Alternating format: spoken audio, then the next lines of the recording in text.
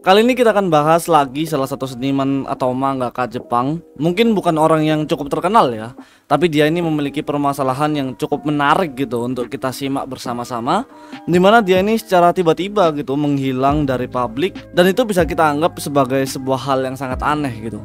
Bahkan hingga kepolisian ikut turun dalam pencarian si seniman ini. Ini ngingetin aku sama salah satu seniman manga yang cukup terkenal di tahun 70-an, yaitu Hideo Azuma sebagai Father of Lolicon, yang mana dalam kisahnya cukup banyak plot twist gitu ya.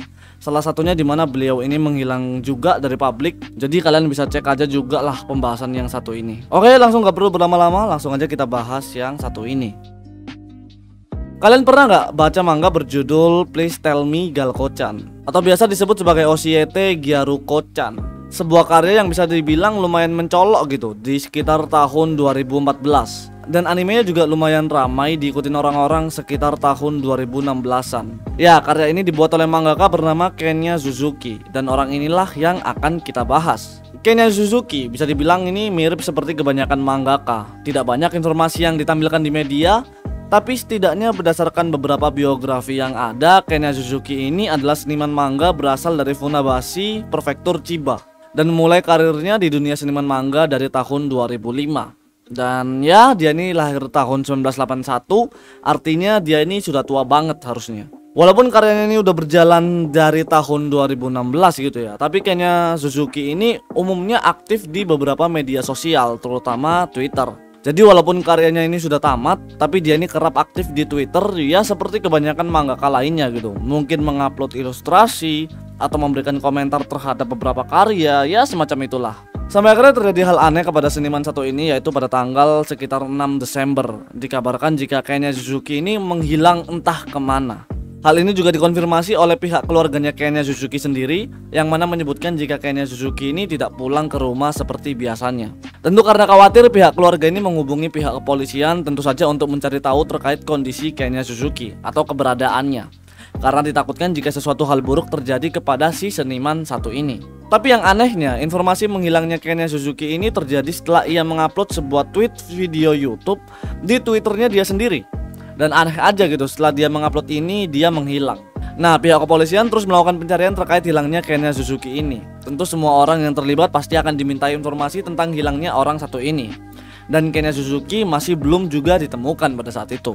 Karena mulai meluas dan terdengar di mana-mana, salah satu seniman manga bernama Henazin, yang merupakan teman dari Kenya Suzuki, membuat sebuah tweet tentang apa yang terjadi kepada Kenya Suzuki pada tanggal 14 Desember. Inti dalam tweet itu, Henazin ini menjelaskan jika dirinya itu nggak bisa menghubungi Kenya Suzuki. Pihak keluarga Kenya Suzuki ini juga melaporkan hal ini kepada pihak kepolisian, dan dia meminta bantuan bagi siapapun orang-orang yang tahu keberadaannya Kenya Suzuki, tolong berikan sebuah informasi gitu. Hilangnya tanggal 6 sampai tanggal 14, jadi bisa dibilang sudah 1 minggu nggak ketemu seniman satu ini. Nah, Henazin ini mengupload sebuah tweet hilangnya Kenya Suzuki pada tanggal 14 Desember, tepatnya jam 9 pagi. Menariknya, Kenya Suzuki ini ditemukan di hari yang sama, tepatnya jam setengah 3 sore. Tentu karena sudah ditemukan, semua teman Kenya Suzuki ini memberikan kabar lewat Twitter mereka masing-masing. Tapi jika kita lihat, tidak ada satupun teman-temannya yang memberikan penjelasan kenapa Kenya Suzuki ini menghilang dengan durasi waktu yang sangat lama gitu, sekitar semingguan. Bahkan beberapa teman-teman Kenya Suzuki ini yang lain mencoba bertanya-tanya, ada apa dengan Kenya Suzuki? Dan mereka semua ini memilih untuk menunggu informasi lebih lanjut tentang apa yang terjadi kepada si Kenya Suzuki. Sampai akhirnya pada tanggal 20 Desember tiba-tiba muncul berita besar tentang Kenya Suzuki, di mana ditunjukkan jika Kenya Suzuki ini mengimpor karya-karya loli dari luar negeri. Menurut beberapa laporan media Jepang sana, Kenya Suzuki ini ditangkap kepolisian karena mengimpor karya loli dari luar negeri. Lah, apa yang salah bang? Loli kan biasa aja di Jepang. Ya memang loli itu udah umum di Jepang, tapi yang menjadi masalah bukan itunya. Ternyata dia ini tidak hanya membeli karya loli fiksi, tapi ia membeli album foto loli dari luar negeri. Dan semua foto tersebut isinya ya begitulah. Makanya Kenya Suzuki ini ditangkap, dan ketika diinterogasi, Kenya Suzuki ini mengakui jika dirinya sangat ingin melihat loli-loli dari luar negeri. Makanya ia ini mencoba membelinya dari situs-situs luar negeri. Walaupun sebenarnya belum jelas kenapa ia ini menghilang selama itu, harusnya ada rahasia yang masih ia sembunyikan. Dari semua ini, Entah apakah dia ke luar negeri beneran gitu kan, atau dia punya markas gudang untuk mengimpor barang beginian gitu kan. Ya masih banyak lah dugaan-dugaan lainnya.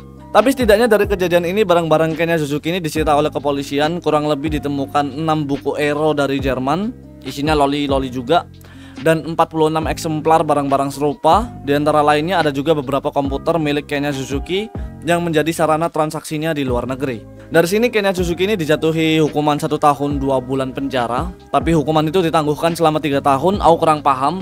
Katanya ini mempertimbangkan sanksi sosialnya Kenya Suzuki. Ya kurang lebih begitulah. Jadi gimana menurut kalian sendiri tentang kejadian seniman satu ini? Bisa dibilang ini berita yang sangat baru lah ya, karena kronologi kejadiannya baru aja terjadi di Desember 2021. Tulis pendapat kalian tentang kejadian ini.